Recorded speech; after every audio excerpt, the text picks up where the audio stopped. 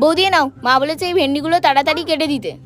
হ্যাঁ বোন, আমি না এক্ষুনি অনেকগুলো আলু কেটে আসলাম, আমার হাতটাও কেটে গেছে, তুমি একটু কেটে দাও না বোন। শোনো, মুখে মুখে না এত বেশি তর্ক করবে না, নইলে এক্ষুনি মাকে গিয়ে বলে আসো। আরে না না না না, আমি করে দিচ্ছি। তর্ক কখন করলাম? যত সব, সরো তো সরো, ওখানে আমি বসবো।